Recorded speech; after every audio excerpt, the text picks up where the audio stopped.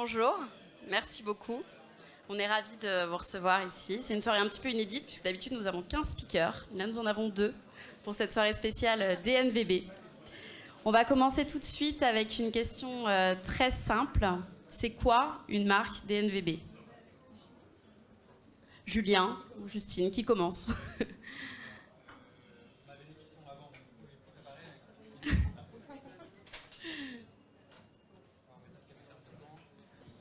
Allô? Ok. Donc une DNVB, dont nous, je vais vous le dire après, mais on a travaillé sur un livre avec Sébastien qui est là, donc je vais pouvoir vous en parler après. Donc une DNVB, on l'a définie, c'est assez polymorphe. Une DNVB, en fait, c'est une start-up qui a un lien direct avec son consommateur et qui simplifie les flux d'informations. C'est-à-dire que l'information, que ce soit marketing, les process logistiques, sont vraiment simplifiés et informatisés. Donc ça permet d'avoir une information qui circule mieux entre toute la verticalité de la chaîne. Donc ça, c'est la définition selon nous de la DNVB. Après, il y a plein de types de DNVB différents. On peut reprendre des modèles un peu plus vieux comme Envie de Fraîche, c'était déjà une DNVB. Il y a sans doute des modèles encore à venir, mais c'est la définition qu'on a aujourd'hui. Et pour moi, quand tu m'as demandé, bonjour à tous déjà, bonsoir, quand tu m'as demandé de décrire la DNVB, j'ai repris simplement en fait les lettres qu'il y a dedans et je l'ai appliqué à Respire. Donc le D c'est digital, donc clairement une marque qui est sur le digital, Respire, on coche cette case. Ensuite Native, donc une marque qui est née sur le digital. Clairement, Respire, on coche encore cette case. Et après, le V, vertical. Alors, pour le coup, vertical, donc ça veut dire qu'on maîtrise toutes les chaînes, toutes les étapes de la chaîne. Et nous, en fait, ce ne sont pas nos usines. En fait, c'est des prestataires externes, donc des laboratoires qui font nos produits. Donc, c'est vrai que la verticalité, pour nous, Respire rentre un peu moins dedans, quoi qu'on est quand même considéré comme une DNVB. Mais moi, j'aime mieux dire qu'on est une D2C, donc une Direct to Consumer, et qu'on a un vrai lien de proximité avec nos consommateurs. Mais comme tu décrivais aussi que c'est avoir un lien très proche avec sa communauté, bah, on est une DNVB alors. Ok, très bien. Julien, tu es le créateur français du Bed in Box, un concept qui vient des États-Unis. Tu as créé 2 boîtes avant, donc j'aimerais que tu nous parles en fait un petit peu des enseignements que tu as pu tirer et mettre en œuvre sur tes Dibert, et plus généralement des facteurs clés de succès d'une start-up DNVB. Ok, alors moi j'ai fait une école de commerce qui s'appelle l'ESCP. Et en sortant d'école, j'ai monté tout de suite une première boîte qui s'appelle Live Supply, où en fait on a développé et breveté un lit de camp pour l'aide humanitaire. Donc j'étais déjà dans la literie. Donc c'était un lit de camp, donc uniquement à base de carton, qu'on produit localement, du coup, au plus proche du besoin des catastrophes. Et ce produit, on l'a vendu à l'ONU, à la Croix-Rouge, et au bout de 3 ans de commercialisation, on s'est rendu compte qu'on n'arrivait pas à en vivre, on avait des coûts cachés qu'on n'arrivait pas à supporter. Donc le produit vit autrement avec un modèle open source, mais on ne vit plus dessus avec mes associés. Et après ça, par opportunisme, j'ai monté une autre boîte qui s'appelle Lemon Curve, qui est un site internet multimarque de lingerie que j'ai cofondé avec Agathe. Où en fait là notre métier c'est le web des années 2010, c'était d'acheter des produits, des grandes marques, Obad, Dim, Tam Tam, etc. et de les vendre sur internet. Du coup la valeur que nous créions, c'était une valeur logistique, éventuellement de création de marque parce qu'on avait des clients qui revenaient, mais ensuite surtout d'acquisition. Le but c'était d'acquérir des clients moins chers que nos concurrents pour arriver à faire du volume. Et ça c'est l'ancien modèle d'internet. Quand on a vendu les Lemon Curve, ce que je me suis dit, c'est que je ne veux pas vendre un produit que d'autres personnes puissent vendre, parce que sinon, il n'y a pas vraiment de modèle, c'est pas créateur de valeur. Donc je voulais vendre un produit que j'étais le seul à vendre, et le développer du coup. Et ça tombe bien, j'avais adoré cette expérience de développement de produits. La deuxième chose, c'est que je voulais vendre sur Internet. Sur Internet, c'est un métier qui est assez satisfaisant quand on commence à rentrer dedans. Donc je voulais vendre sur Internet et je voulais vendre un produit cher. Parce qu'on vende une parure Dim à 60 € ou une parure Obad à 180, on a les mêmes coûts en réalité. On a des coûts marketing qui vont être variables, mais tous les coûts de service client, d'expédition, de traitement administratif sont des coûts fixes. Donc c'était les 3 critères que j'avais en tête en partant de Lemon Curve pour chercher mon nouveau projet. Et j'ai vu que le marché américain du matelas était en train de bouger. Il y avait un acteur, Tuft & Needle, qui avait inventé en fait le fait de mettre un matelas dans une boîte et de le livrer aux étudiants pour les rentrées universitaires. Et en tirant cette idée, on pouvait arriver à un modèle un peu plus haut de gamme de DNVB de matelas. C'est ce qu'on a fait du coup avec un matelas qui est vraiment adapté au marché français, qui est fabriqué pas loin, qui est dans des qualités attendues par les Français et avec une marque qu'on espère devenir une marque essentielle de la chambre, de l'équipement de la maison de manière générale. Et, pardon, c'était un peu long, mais les enseignements, j'en ai pas là, mais peut-être plus tard, je vais trop parler. Pas de problème. Justine, toi, tu as fondé Respire il y a 1 an et vous avez déjà vendu plus de 200 000 déodorants. Bravo. Mais tu étais déjà très présente sur le digital avant avec ton compte Instagram Just in Run, si je ne me trompe pas. J'aimerais que tu reviennes avec nous sur ton parcours, sur ton arrivée dans le monde du digital et sur le déclic qui a créé Respire, même si beaucoup ici doivent être au courant de ton histoire. Alors, c'est vrai que mon arrivée dans le digital, elle date de début 2017. Alors à la base, c'est un projet de thèse de fin d'études, de comprendre les communautés digitales et surtout, en fait, axé sur le sport, comprendre pourquoi les gens courent et se motivent à travers les réseaux sociaux. Pour ça, pour répondre à ce sujet de thèse, il fallait que, 1, je me mette à courir et 2, que je me mette sur les réseaux sociaux.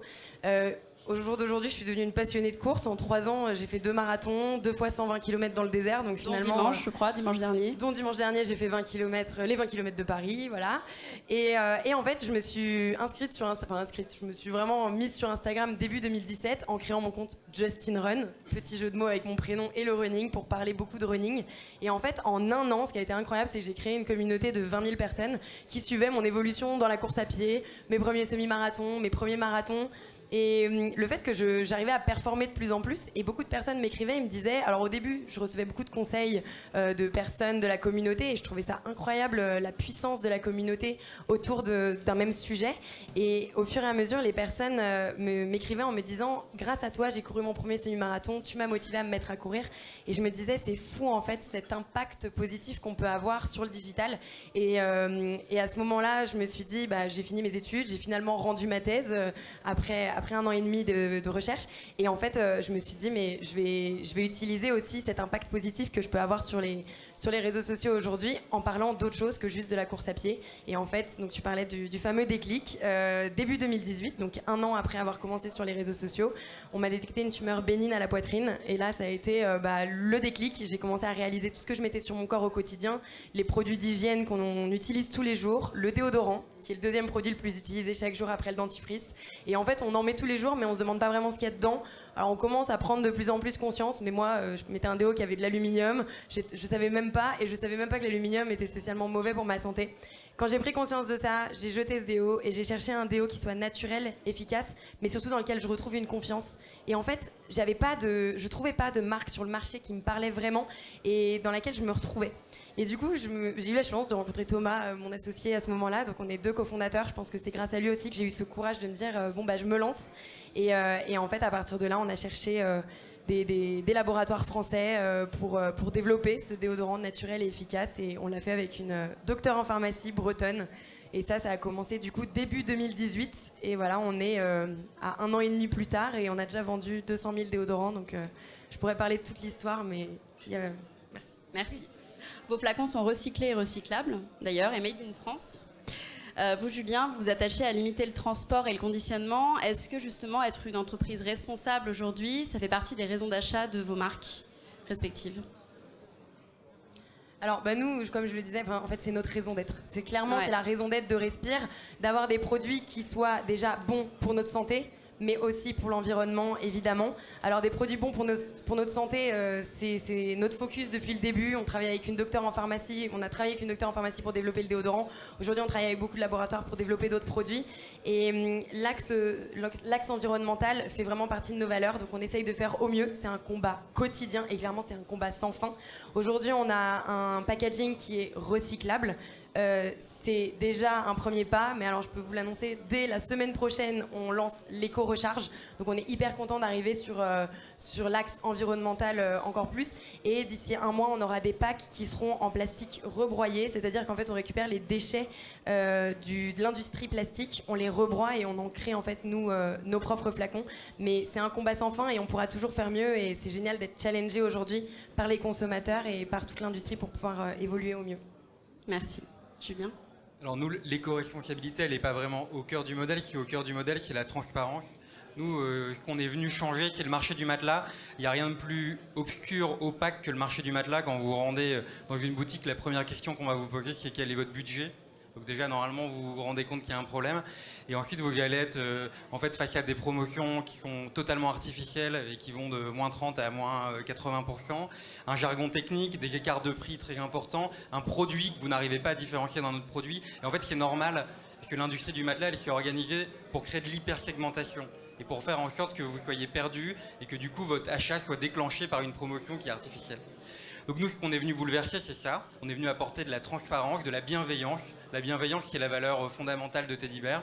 On essaye de vraiment avoir au quotidien, toujours partir du principe que le client a raison, qu'il est notre ami et que c'est à lui qu'on doit vraiment apporter de la satisfaction. Donc nous, notre approche, elle était plus générale que l'éco-responsabilité. Mais évidemment, au quotidien, on fait un maximum de nos efforts pour réduire l'empreinte de notre activité. Le matelas, c'est un produit qui est dur, enfin qui est très difficile de faire un matelas qui soit éco-responsable, parce que la mousse, qui est le seul matériau vraiment intéressant pour le confort, c'est un dérivé du pétrole. Donc on essaye par ailleurs, dans l'emballage du produit, dans son transport, on divise par 4 son volume, on livre à vélo à Paris, dans tout ce qu'on va faire autour, enfin vraiment dans le service autour de notre produit, de créer de la valeur pour la société, pour l'environnement. On fait le maximum. Merci. L'une des caractéristiques d'une marque DNVB, c'est l'expérience client. Comment vous l'optimisez et comment vous la mesurez au quotidien? Est-ce que vous suivez des KPIs? Oui, on en suit. Le KPI numéro 1 qu'on suit, nous, c'est le NPS, donc le Net Promoter Score. C'est la propension de vos clients qui vont être capables de vous recommander par rapport aux détracteurs. Donc ça, nous, on le suit. On a un NPS de 75 qui est assez élevé et on a vraiment une partie de l'équipe qui est incentivée sur ce NPS.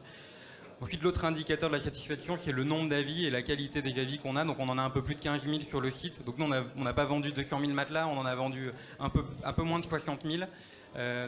Mais du coup, on a quand même 15 000 avis, c'est un grand taux de dépôt d'avis.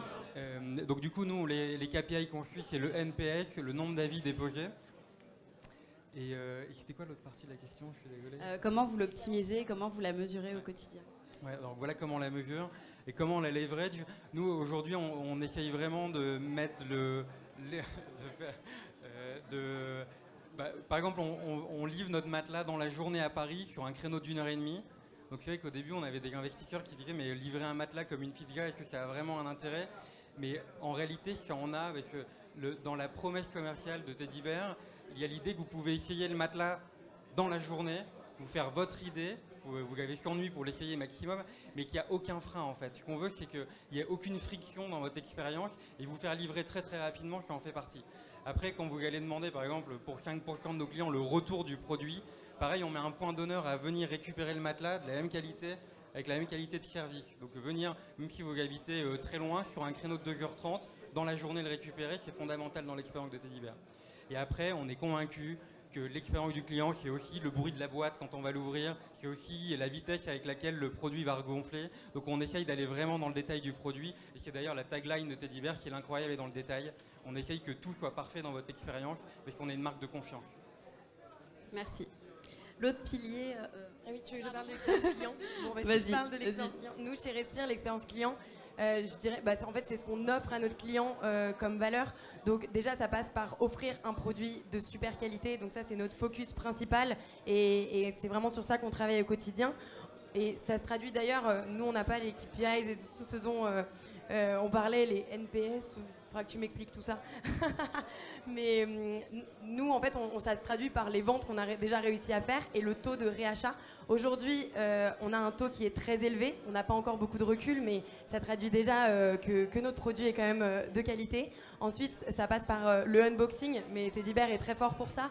Clairement, nous, on n'envoie pas juste un déodorant, mais on envoie un déodorant dans un petit pochon en coton, avec tout un petit message, avec un papier ensemencé dans une belle petite boîte.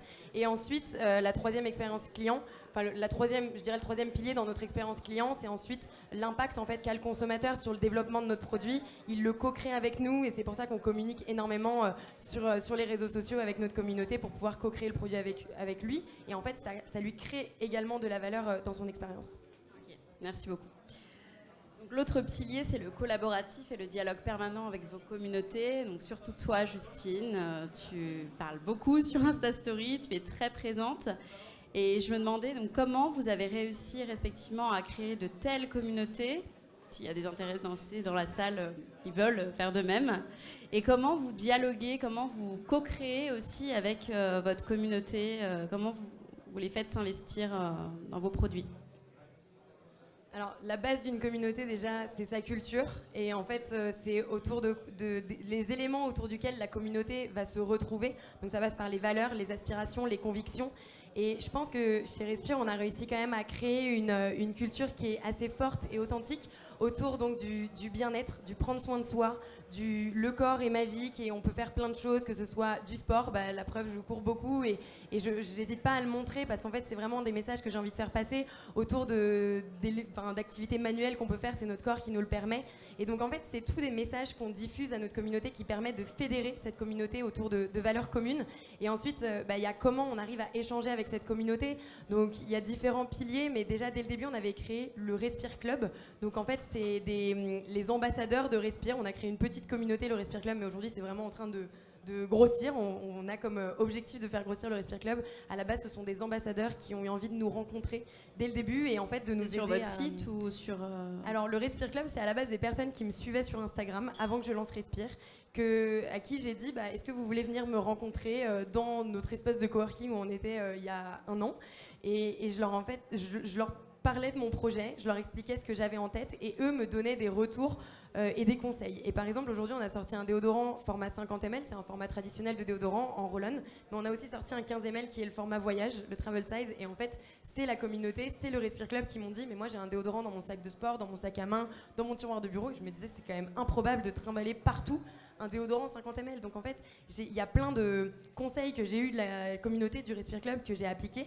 Ensuite, ce Respire Club, on en a créé un groupe WhatsApp où en fait on échange de manière hebdomadaire, où on pose des questions, on soumet les nouveaux graphismes de nos futurs produits et en fait on prend des retours et le but c'est vraiment de développer ce Respire Club. D'ailleurs, on vient d'emménager aujourd'hui dans la maison Respire, dans nos propres bureaux et ça a justement pour but de pouvoir organiser de plus en plus d'événements, de talks et d'événements avec le Respire Club pour pouvoir co-créer davantage.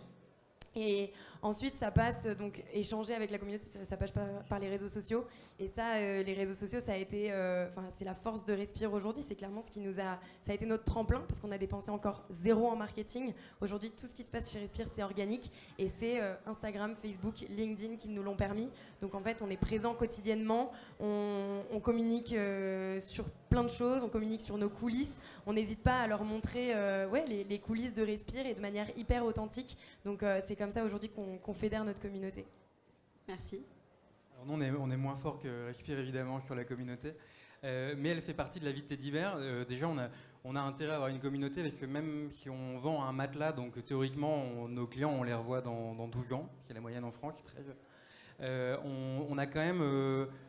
Cette année, on va faire 20 millions, on a quand même 5 millions qui sont faits sur du repeat. Donc, des clients qui reviennent pour acheter soit du matelas en priorité, deuxième équipement, soit d'autres produits, donc sommier, linge de lit, oreiller, dans l'ordre des produits les plus vendus. Donc, on a quand même intérêt à animer cette communauté. On le fait aujourd'hui peut-être assez mal, parce qu'on n'a peut-être pas encore vraiment...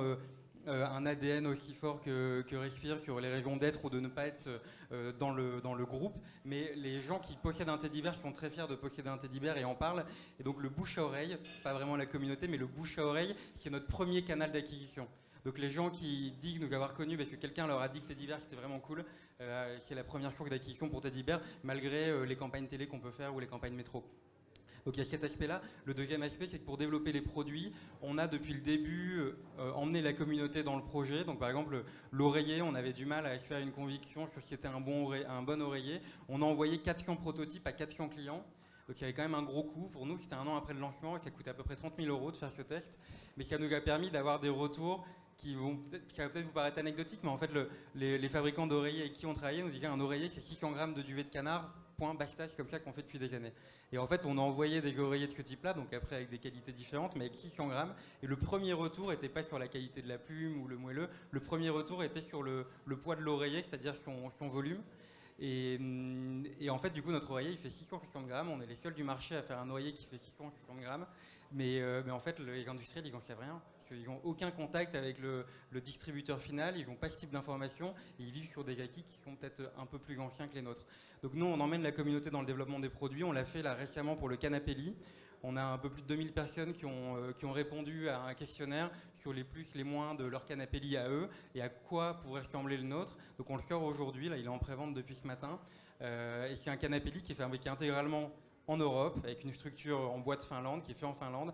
Et le matelas est fabriqué en Belgique, les coussins sont fabriqués en France. Merci. Autre question, vos marques reposent beaucoup sur vos personnalités, surtout toi Justine, enfin mais aussi Julien.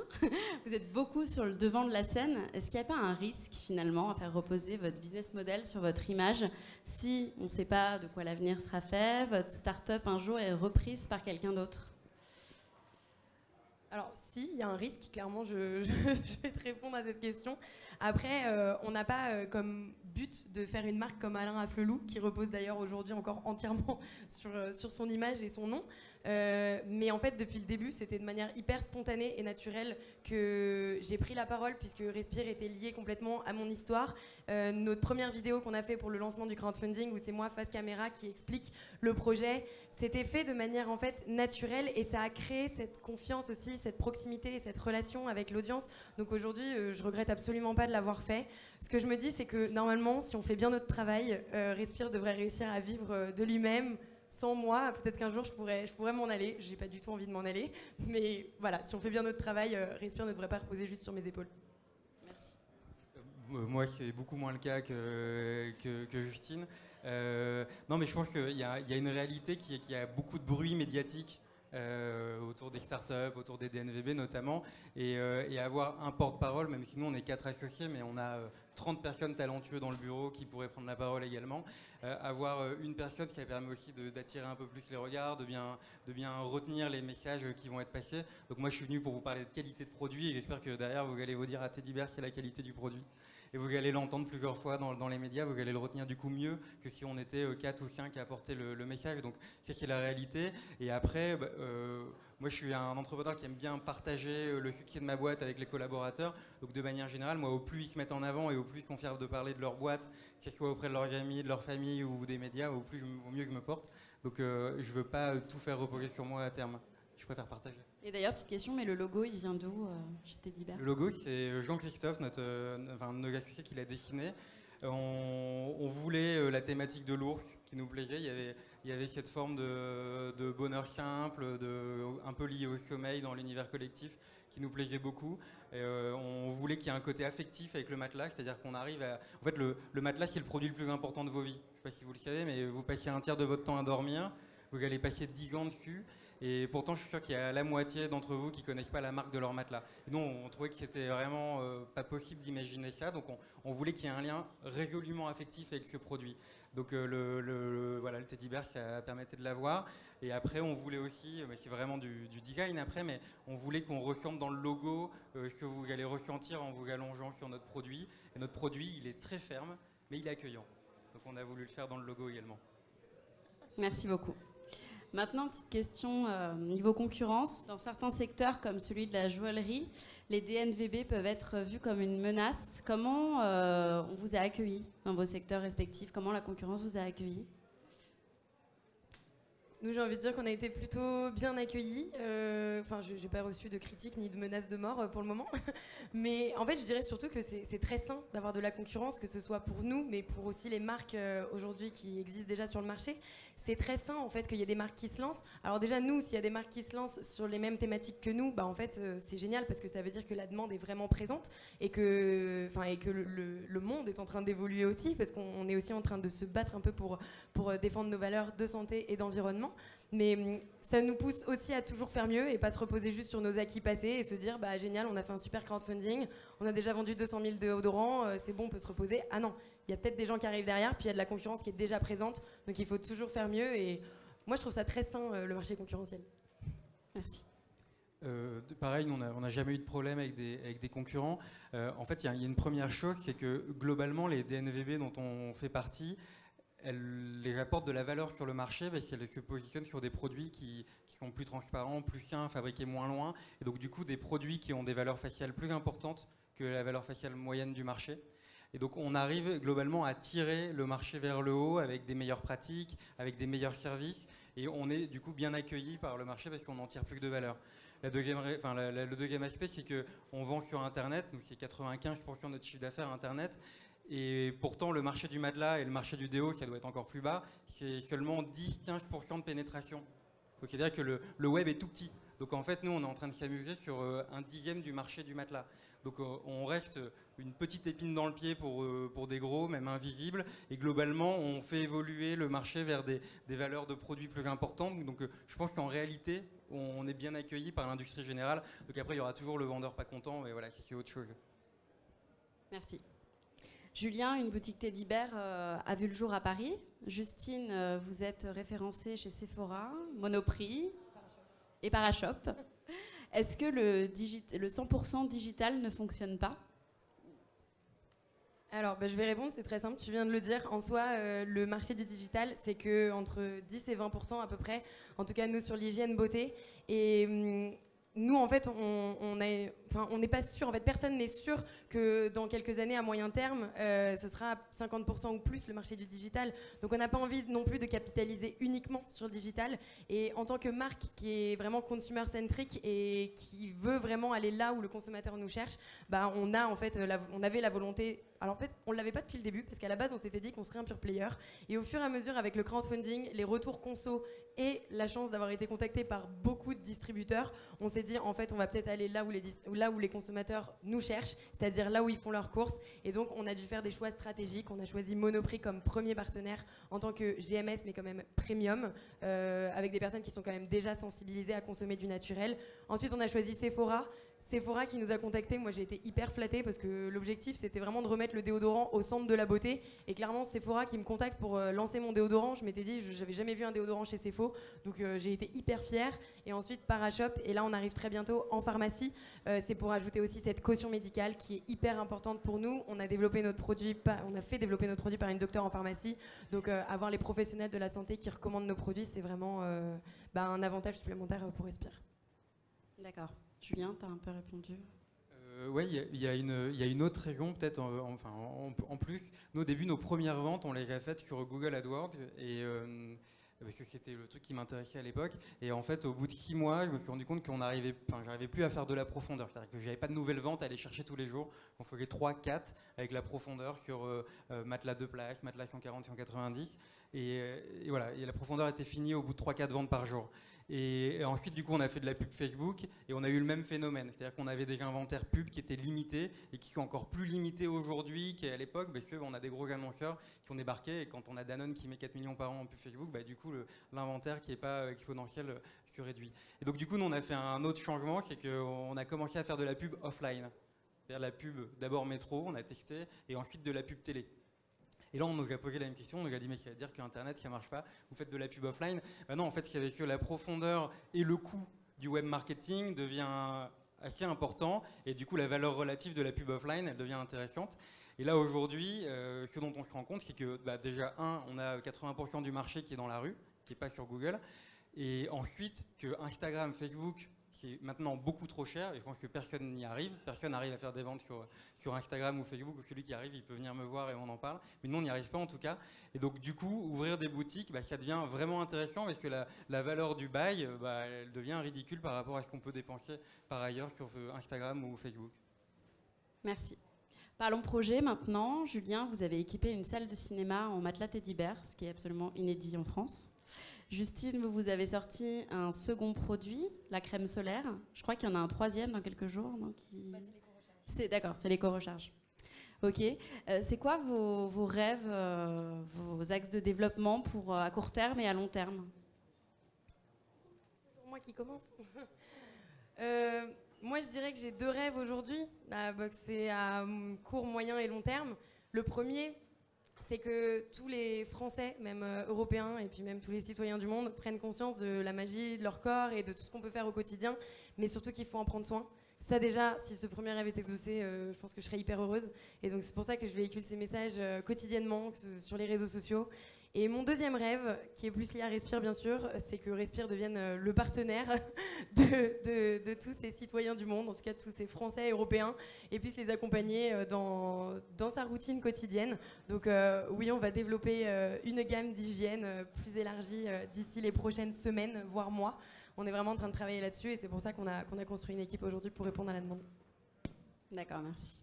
Nous, pareil, on a les produits. Donc, on veut faire vraiment tous les produits importants pour votre sommeil. Donc là, on lance le canapé lit aujourd'hui. On en a d'autres qui arrivent, des projets assez lourds sur lesquels on travaille depuis un moment. Donc, du coup, on a une roadmap produit qui est assez claire pour les prochaines années. Ensuite, développer le retail. On en a parlé. Nous, on y croit beaucoup. Donc, on a une première boutique qui marche. On a ouvert des corners dans des carrefours. Et on va en ouvrir d'autres. On ouvre d'autres types d'espaces physiques de ce type-là. Et ensuite, il y a la construction de la marque. Donc, on veut continuer à faire connaître la marque Teddy Bear en France. On est vraiment pour l'instant concentré en France parce que notre conviction, c'est que pour faire une marque forte, il faut travailler dans un territoire qui soit assez conscrit. Sinon, on peut vite se diluer. Et puis, il y a quand même des DNVB un peu partout. Et les DNVB, elles sont souvent parfaitement adaptées au marché sur lequel elles travaillent. Et donc, du coup, avoir du succès en Italie, en Espagne pour une DNVB française, c'est pas aussi évident qu'on l'imagine. Et on a un autre projet qui est le livre dont je vous parlais, qu'on a coécrit, enfin on est partenaire. C'est Sébastien qui est là, qui l'a écrit, qui est maintenant un expert des DNVB. Le livre s'appelle DNVB, le renouveau du commerce. C'est un livre qui est issu d'entretiens avec à peu près une quinzaine, ça de 10 avec une dizaine de DNVB qui sont des DNVB amis de Teddy Bear et qui on a d'ailleurs monté un groupe qui s'appelle France DNVB, que je vous invite à rejoindre, qui est en fait un collectif l'amicale des DNVB, dont l'objectif est d'échanger les bonnes pratiques et de participer à l'émergence du modèle des DNVB. Parce qu'on est encore dans cette période où on a des gens qui vont dire tiens, une start-up de slip, c'est étrange, une start-up de lunettes, c'est bizarre. Et en fait, nous, ce qu'on voudrait, c'est qu'on soit capable d'aller un peu plus vite, plus loin, enfin un peu plus rapidement, plus loin, que les gens comprennent que, en fait, dans les DNVB, il y a un modèle de transparence, de valeur, de proximité avec le consommateur qui est en train de nous accompagner vers le fait de consommer autrement. Et ça, cette conviction, on a envie vraiment de la déployer, d'accélérer le modèle des DNVB du coup. Donc vous pouvez rejoindre Franck DNVB, lire le renouveau du commerce de Sébastien Tortu. Il est disponible à la FNAC notamment. Et voilà, ça c'est un de nos beaux projets pour l'année. Félicitations.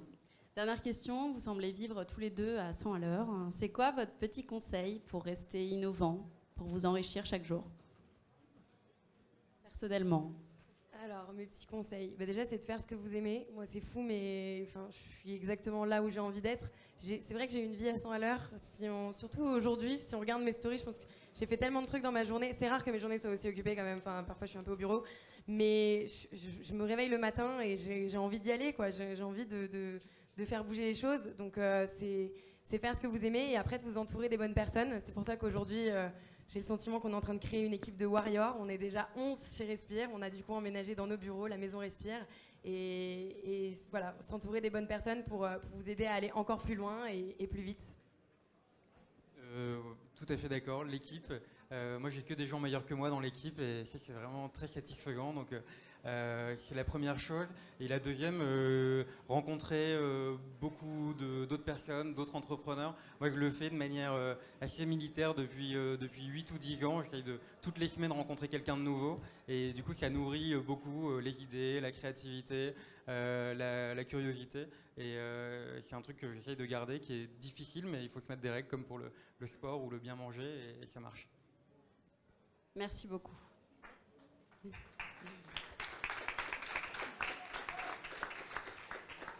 Juste, je reprends la parole, je coupe rapidement. J'aimerais, en fait, vous l'avez compris, le modèle DNVB, c'est une réussite pour beaucoup. J'aimerais juste remettre en avant un petit peu Sébastien, qui est juste là. Je pense que vous regardez-le, il est juste là. Et si vous avez envie de discuter avec lui, n'hésitez pas parce qu'il est là. Il a encore 2 livres à distribuer. Et je pense 3 livres, excuse-moi Julien. Et n'hésitez pas à aller le voir et à parler avec lui. Je pense que c'est... Si vous avez envie de lancer une DNVB demain, je pense que c'est peut-être avec Julien, Justine et Sébastien les personnes qu'il faut rencontrer. Au-delà de lire des livres, c'est aussi discuter avec les gens. Donc n'hésitez pas à les voir et à les rencontrer ce soir, on est là pour ça. j'ai autre chose à ajouter. Il y a peut-être aujourd'hui, il y a une personne qui était présente, c'est Cyril Duplessis, qui fait des podcasts. Vous retrouverez d'ailleurs Julien et Justine sur ce podcast, justement parce qu'il était présent toute la journée. Il a interviewé plusieurs DNVB, on vous enverra les liens, bien sûr, pour pouvoir écouter leur interview et leur histoire. Et n'hésitez pas à vous inscrire. En fait, c'est les Digital Doers. Je ne sais pas si vous écoutez beaucoup les podcasts, mais enfin, moi, je me suis mis avec lui. Et depuis, j'arrête pas. J'ai écouté plein de DNVB. Et personnellement, j'adore. Donc, je vous invite à vraiment écouter. Et donc, du coup, Justine et Julien seront interviewés à cette occasion. Donc n'hésitez pas à les écouter. Voilà. Je vous remercie à tous. J'espère que vous allez passer une bonne fin de soirée. On est là jusqu'à 23 h. N'hésitez pas à passer un bon moment, échanger avec vos pairs. Et puis écoutez, je vous dis à la prochaine édition et n'hésitez pas à venir me voir pour discuter avec moi. Merci, bonne soirée. Oui, je remercie aussi Justine et encore une fois Julien d'avoir été là. Est-ce qu'il y a des questions éventuellement peut-être avant que Justine et Julien ne partent éventuellement? Est-ce qu'il y a des personnes qui souhaitent passer des questions? Voilà. Bonjour Justine. Bonjour, j'aime beaucoup ton parcours et je fais partie d'un réseau d'associations d'étudiants pour promouvoir l'entrepreneuriat. Et j'aimerais beaucoup t'avoir pour une conférence, un talk ou même juste un échange avec des étudiants pour un sujet sur la création de la communauté et comment co-construire un produit avec sa communauté. Voilà, j'aimerais beaucoup que tu viennes vers nous. Eh bien, avec plaisir, merci beaucoup. Le message est passé, tu peux venir me voir juste après, okay, je te donnerai mon email. Bonjour, Angélique Médy de la société Akaz. Beaucoup de sites de e-commerce se concentrent sur la France, mais aujourd'hui, pourquoi vous n'allez pas vers les départements d'outre-mer? Voilà.